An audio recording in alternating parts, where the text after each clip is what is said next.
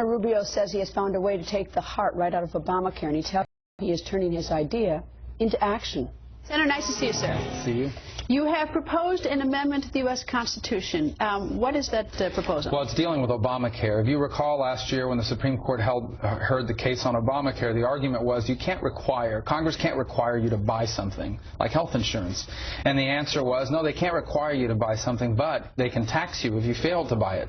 So this amendment basically says, no, you can't. You cannot. It's an amendment to the Constitution that says that the Congress cannot punish people for failing to buy something like health insurance with a tax. That's what it is. It's pretty straightforward. It's the right to refuse, as we call it.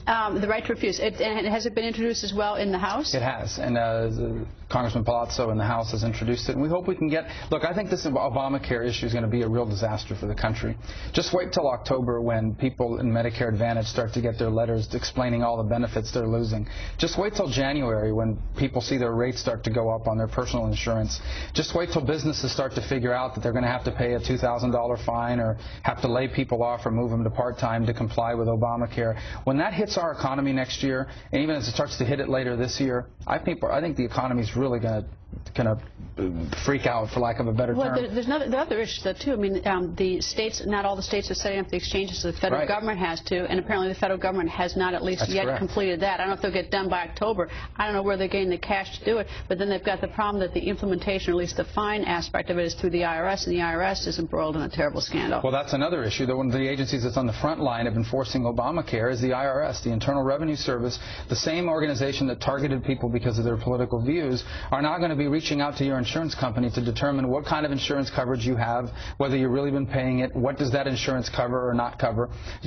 They're adding, what is it, between 1,600 and 2,000 additional employees to enforce this law. I mean, we have this agency that's already has no credibility with the American public, putting them on the front lines of a program that, quite frankly, cannot be administered.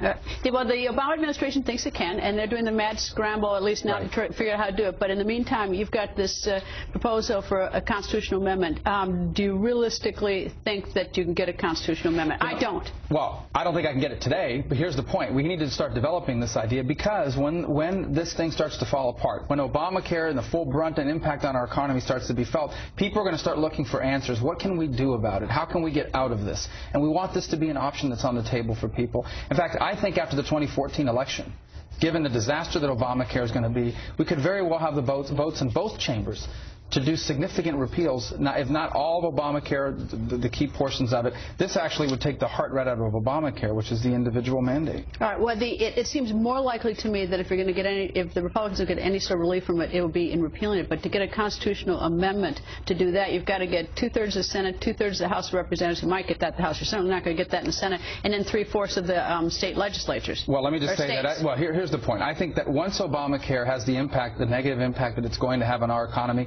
people are, including Democrats, are going to be looking for a way to distance themselves from it. I think this is going to be that level of disaster for the economy. You've outlined some of the reasons why, but it's worse than that. Look, we're going to see it next year when businesses realize that, maybe it's better if we only have 49 employees instead of 50, or maybe it's better if we move 10 or 15 people into part-time status.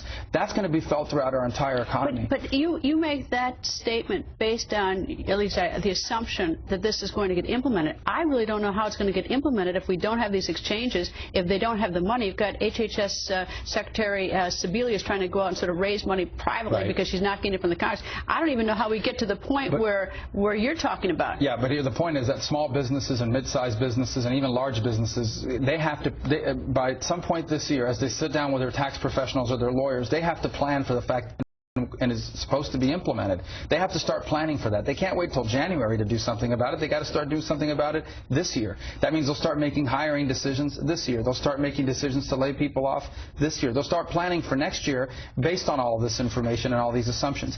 This is going to start having an impact on our economy this year. In fact, I think over the next few months we're going to start to see the negative impact that Obamacare is going to have. What do you think President Obama's thinking right now about Obamacare in terms of the implementation and whether or not it's going to actually work out once it's rolled out? I think I think they can see the same things we do. I think they're very worried about it.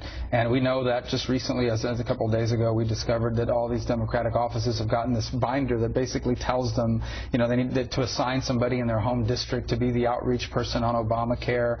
All these sorts of things to try to get it to to fix it, or to at least make it look better in the eyes of the public.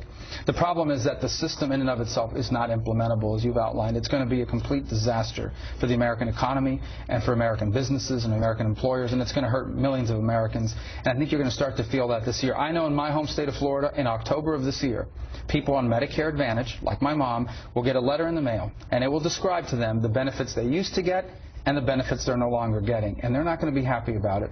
And sadly, they don't know it yet because there's a gag order. HHS has issued a gag order on these insurance companies telling them you can't tell your customers about this. How can that be? How can it be a gag order? It's a gag order. They're not allowed to tell their customers what the changes are that are coming until it happens. How could that possibly be? Who came up with the gag order? That was part of the original days after the bill was passed. Did that get passed in the House? Or is that what HHS No, that's added? a rule. It's a rule. But added afterwards. Absolutely. And the reason why is they don't want insurance companies, ginning up their customers against the law or against implementing the law. And they didn't want the insureds to know, the potential patients to know of these changes that were coming. So they're not allowed to, right? A Medicare Advantage insurer is not allowed today to tell their recipients coming down the pike, but they will tell them in October when they get their benefit letter, and it tells them this year we no longer cover dental or eye care or what have you. Well, our system of health care certainly, it is broken. I want people to have medical care, but I don't see, as this is unfolding, that this is going to unfold in a good way for Americans. I don't think there's any way to implement Obamacare effectively, and in fact,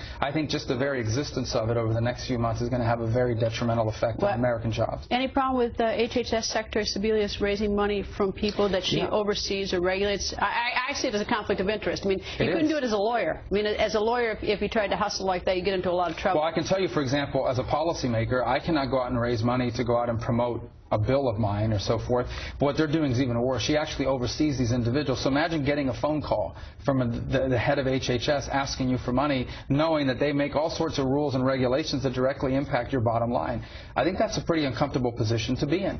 And then to raise the money for the purposes of going out and promoting this law, is this not something that's appropriate? Up next.